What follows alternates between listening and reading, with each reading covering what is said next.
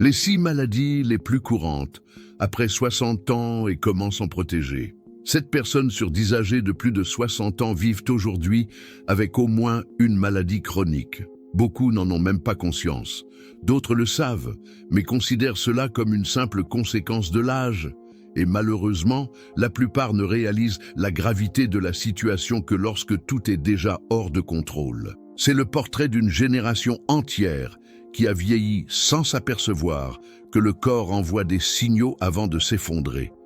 Mais qui y prête vraiment attention? Pendant des décennies, on nous a répété que tomber malade faisait naturellement partie du vieillissement, que les douleurs corporelles, les trous de mémoire, l'hypertension ou la tristesse constante faisaient partie du lot. Mais la vérité, c'est que la majorité de ces maladies n'apparaissent pas simplement parce que l'âge avance. Elles apparaissent parce que la santé a été négligée petit à petit, jour après jour.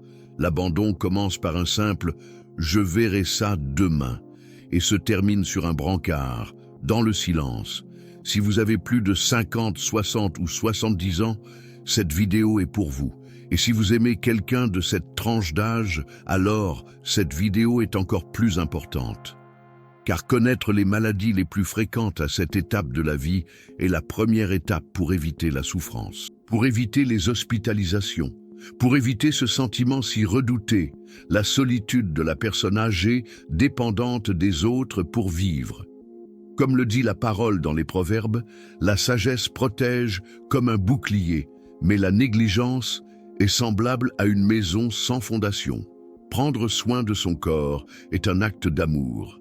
Ignorer les signaux de la santé, c'est ouvrir la porte à la souffrance. Aujourd'hui, vous allez découvrir les 6 maladies les plus courantes qui frappent durement les personnes de plus de 60 ans. Et plus important encore, vous apprendrez comment vous en protéger, même si les symptômes ne sont pas encore apparus.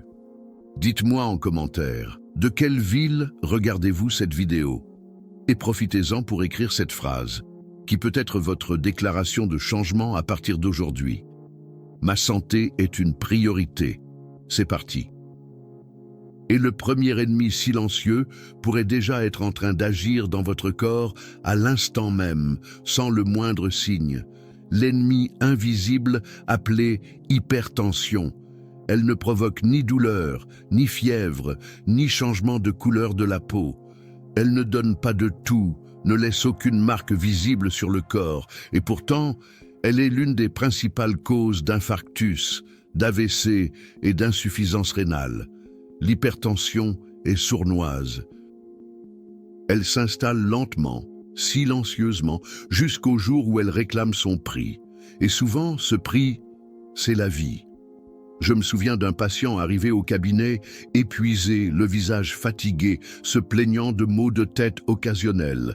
Il disait que c'était simplement à cause de la chaleur ou du stress. Il avait arrêté de surveiller sa tension depuis des mois.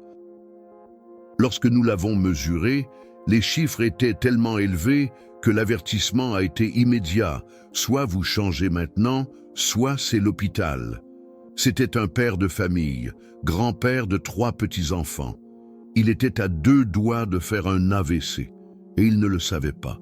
L'hypertension est comme une rivière en crue qui érode ses berges avec violence. Avec le temps, elle use les vaisseaux sanguins, affaiblit le cœur, endommage le cerveau. Elle n'a pas besoin de hurler pour être mortelle. Elle fait simplement son œuvre, en silence, jour après jour. Le problème, c'est que beaucoup de personnes âgées ne prennent pas l'habitude de surveiller leur tension. Elles pensent que si elles se sentent bien, tout va bien. Mais c'est la plus dangereuse des illusions. L'hypertension donne rarement des signes clairs au début. Parfois, le premier symptôme est justement l'AVC. Contrôler sa tension est un geste simple. La mesurer 3 fois par semaine à la maison, noter les résultats, observer les tendances, de petits ajustements alimentaires comme réduire le sel, augmenter la consommation de légumes à feuilles vertes, inclure des aliments riches en potassium comme la banane et l'avocat, font déjà une grande différence. La tisane d'hibiscus, prise régulièrement, peut aussi aider à réguler naturellement la tension. La clé, c'est la vigilance. Car quand l'ennemi est silencieux, la seule manière de le vaincre, c'est d'écouter ce qu'il ne dit pas. L'hypertension n'annonce pas son arrivée, mais elle laisse toujours des indices à ceux qui savent où regarder. Et beaucoup, malheureusement, ne les découvrent que trop tard. Le sucre qui ronge de l'intérieur. Quelques jours plus tard, dans ce même cabinet, une autre histoire a retenu l'attention. Une femme de 68 ans, mince, active, disait se sentir bien. Mais quelque chose ne collait pas. Elle se plaignait de fatigue en fin de journée, se réveillait plusieurs fois par nuit pour aller aux toilettes et avait perdu du poids ces derniers mois sans aucun régime. J'ai prescrit quelques examens simples. Le diagnostic est tombé rapidement. Diabète de type 2 en progression silencieuse, c'est la nature même de cette maladie. Pendant que le sucre circule en excès dans le sang, le corps se détériore de l'intérieur. Les vaisseaux s'usent, les nerfs perdent leur sensibilité, la vue se trouble, les reins commencent à défaillir, et tout cela peut arriver sans douleur, sans avertissement, sans symptômes évidents. Beaucoup pensent encore que le diabète, c'est juste éviter les sucreries, mais en réalité, le pancréas finit avec le temps par perdre sa capacité à produire ou à utiliser l'insuline. Et lorsque cela se produit, même les aliments du quotidien comme le pain blanc, le riz raffiné ou les sodas deviennent de véritables déclencheurs. Les signes les plus souvent ignorés sont justement les plus courants. Fatigue chronique, soif excessive, uriner fréquemment la nuit, infections cutanées longues à guérir, champignons persistants sur les pieds ou les ongles. Quand le corps commence à envoyer ces signaux, c'est un appel au secours. La bonne nouvelle, c'est qu'il existe des moyens naturels pour mieux contrôler la glycémie. La cannelle en poudre améliore la sensibilité à l'insuline. La tisane de feuilles de Bauhinia, connue sous le nom de pied de vache, consommée tout au long de la journée, peut contribuer à faire baisser le taux de sucre. Les aliments riches en fibres, comme les graines de lin ou les flocons d'avoine, ralentissent l'absorption du glucose. Ce sont des choix simples, mais puissants. Si vous souhaitez découvrir des recettes pratiques pour contrôler votre glycémie et transformer votre alimentation en bouclier contre le diabète, je vous recommande notre guide de recettes pour ne pas tomber malade. Il a été conçu avec soin, basé sur des aliments qui soignent réellement, en respectant le rythme et les besoins du corps. Le lien se trouve dans la description, ainsi que dans le premier commentaire épinglé. Ce n'est pas un simple livret, c'est une feuille de route pour ceux qui prennent leur santé au sérieux. Et cette dame que nous avons reçue, elle va bien. Elle surveille désormais sa glycémie, fait des marches matinales et a appris à cuisiner avec intention. Car le sucre peut sembler doux en bouche, mais il est amer pour le corps lorsqu'on l'ignore. Et en matière de prévention, la connaissance est ce qui sépare la vie de la maladie. La tristesse, déguisée en fatigue. Elle est arrivée accompagnée de son fils, le regard perdu, les gestes lents.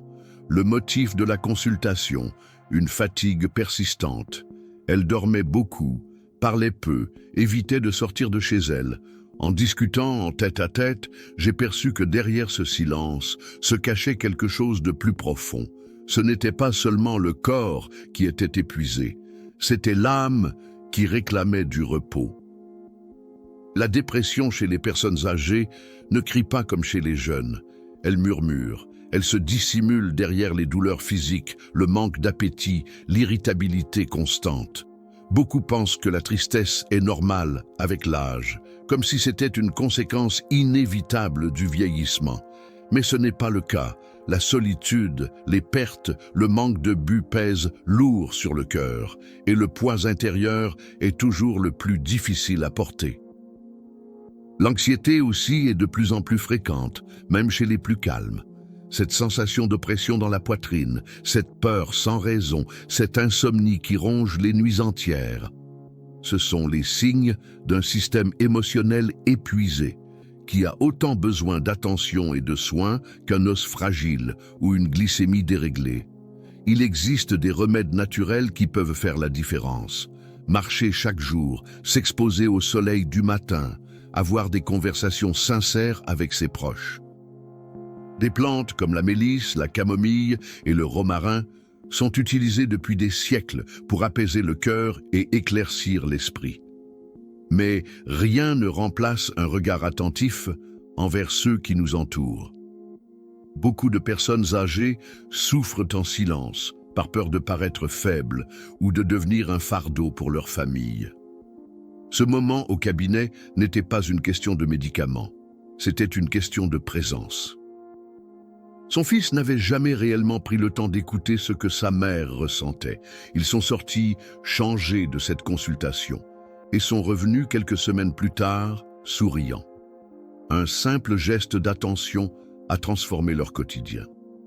Comme le disait Sénèque, prendre soin de l'esprit est aussi essentiel que soigner le corps, car un cœur abattu dessèche les os, mais une parole d'espérance peut relever même le plus fatigué. Il n'est pas nécessaire d'attendre la maladie pour agir. Parfois, la meilleure médecine, c'est l'écoute, et le temps donné avec le cœur est celui qui guérit vraiment. Car vivre en bonne santé, c'est aussi vivre avec un sens, et cela commence de l'intérieur. Des os solides, non pas d'âge. C'était une femme active, pleine de vie, qui adorait s'occuper de ses plantes et marcher dans son jardin, jusqu'au jour où, en trébuchant sur le tapis du salon, elle tomba et se fractura le fémur. La convalescence fut longue, difficile, et lui fit perdre non seulement sa mobilité, mais aussi une partie de son autonomie. C'est à ce moment-là que nous avons découvert une ostéoporose avancée. Les examens n'avaient jamais été faits, et ses os étaient fragilisés depuis des années. Cette maladie s'installe en silence, mais laisse des traces profondes. L'os perd en densité, comme du bois rongé par des termites. À l'extérieur, il semble solide. À l'intérieur, il se désagrège. Et le plus dangereux, c'est que beaucoup ne le découvrent qu'après une fracture. Avec l'âge, le corps réduit naturellement sa production de collagène et de calcium et l'absorption de la vitamine D diminue également. Mais cela ne signifie pas que le déclin osseux est inévitable. Ce qui manque, bien souvent, c'est la vigilance et la préparation. L'exposition au soleil du matin est irremplaçable. C'est à ce moment-là que la peau active la synthèse de vitamine D, essentielle pour fixer le calcium dans les os. Des aliments riches en calcium biodisponibles, comme les graines de sésame, les légumes verts à feuilles et les laits végétaux enrichis, peuvent faire une réelle différence. La tisane de prêle, utilisée avec précaution, peut également être une alliée naturelle pour renforcer la structure osseuse.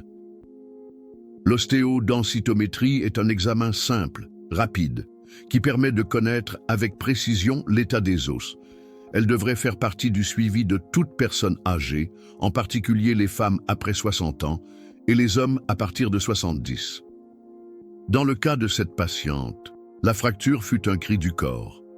Mais tout le monde n'a pas la chance d'apprendre avant de souffrir. C'est pourquoi l'attention doit précéder la douleur. Prendre soin de ses os, c'est préserver sa liberté.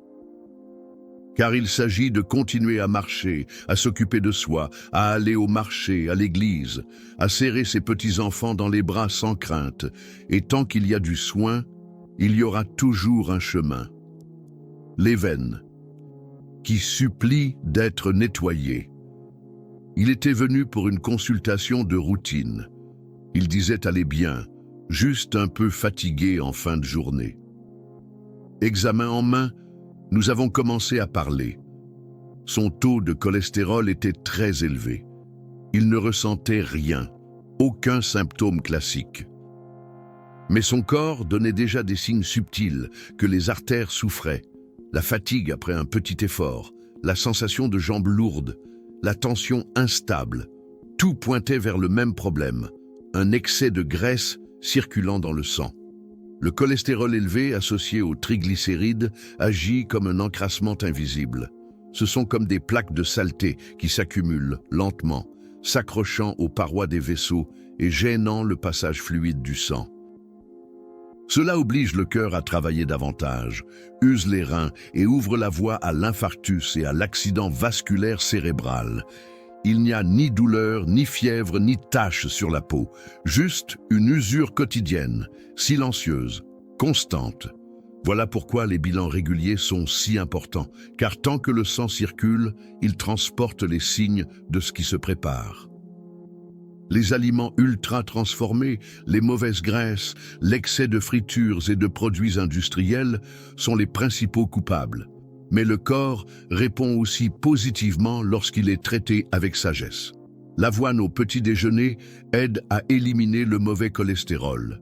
L'artichaut, consommé en infusion ou en salade, agit comme un nettoyant naturel du foie et du sang. L'avocat, prise avec modération, apporte de bonnes graisses protectrices pour le cœur. Des changements simples, comme marcher 30 minutes par jour et limiter la consommation de sucre, ont déjà un impact direct sur les résultats. C'est le soin quotidien qui évite les drames de demain. Ce patient a changé ses habitudes. Il est revenu 2 mois plus tard avec des analyses équilibrées et un nouveau teint rayonnant. Parfois, tout ce dont le corps a besoin, c'est de quelqu'un pour l'écouter avant qu'il ne crie. Car le sang raconte des histoires. Et quand on apprend à lire ces signaux, il est possible de réécrire la faim, le manque qui efface la mémoire. Il est entré dans la salle soutenu par sa fille. Ils ont raconté qu'il oubliait des mots simples, confondait les prénoms de ses petits-enfants, se perdait dans sa propre maison. Ils ont pensé qu'il s'agissait du début d'une démence irréversible. Mais les examens ont révélé autre chose, une carence en vitamine B12, quelque chose de courant, mais souvent négligé. Et ce qui ressemblait à Alzheimer n'était en réalité qu'un manque qui pouvait être corrigé. Cette vitamine, essentielle à la production des globules rouges et au bon fonctionnement du système nerveux, devient plus difficile à absorber avec l'âge.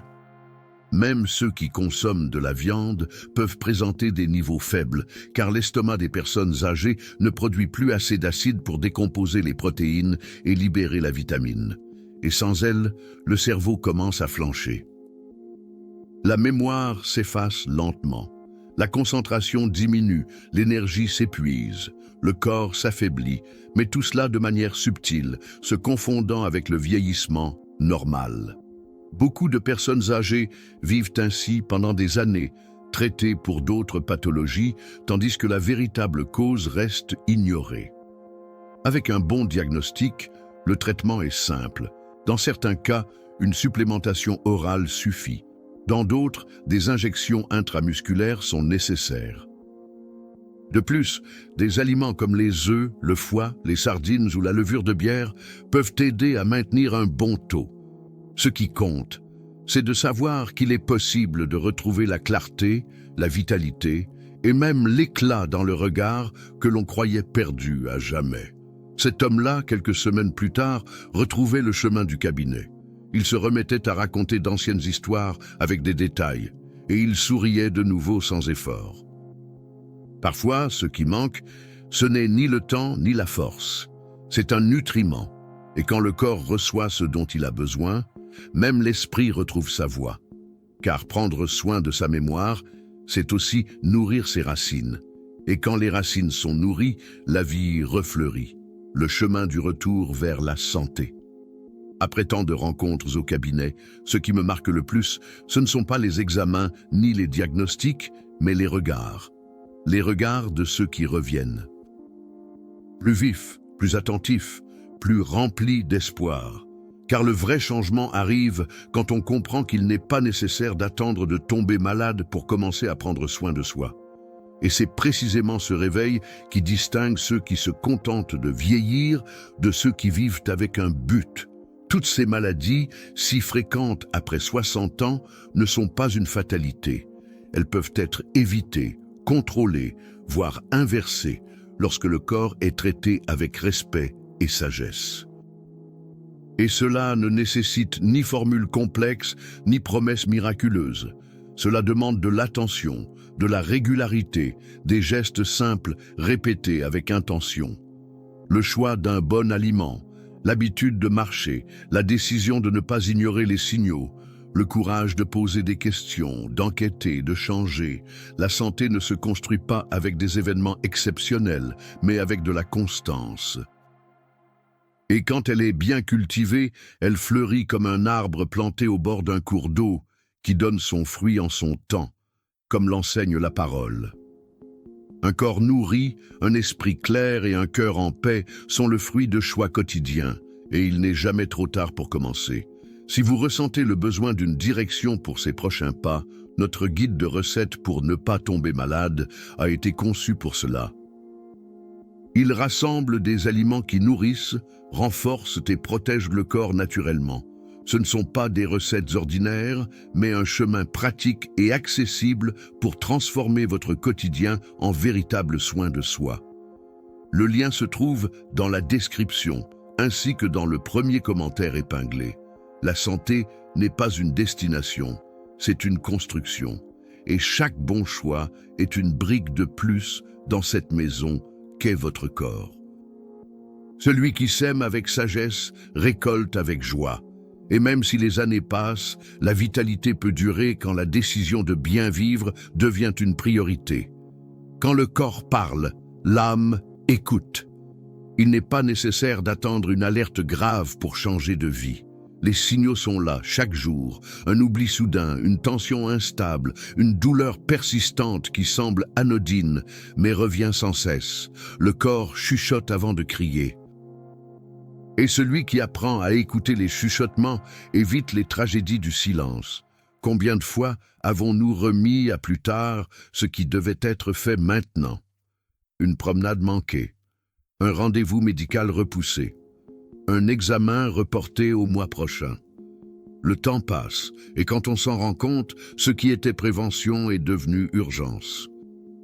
La différence entre celui qui vieillit avec autonomie et celui qui devient dépendant des autres réside justement dans la décision d'agir avant qu'il ne soit trop tard. Prendre soin de sa santé n'est pas une affaire de peur, c'est une affaire de liberté.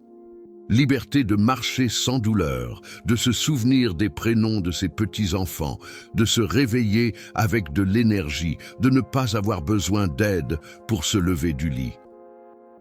Liberté de vivre avec dignité, sans être prisonnier de médicaments ou de limitations évitables. Dites-moi en commentaire, parmi ces maladies, laquelle connaissez-vous personnellement? En avez-vous déjà affronté une? Votre expérience peut inspirer d'autres personnes à se réveiller elles aussi. Partager fait partie de la guérison. La vie n'est pas faite de grandes révolutions, mais de petits choix quotidiens. Et aujourd'hui, vous pouvez choisir le chemin de la sagesse.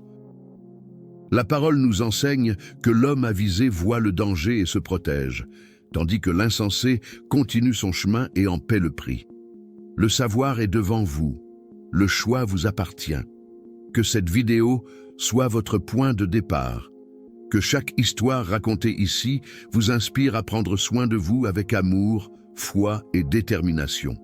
Car bien vivre après 60 ans n'est pas une exception. C'est le résultat de ceux qui ont décidé qu'il leur restait encore tant à vivre. Et ils vivent.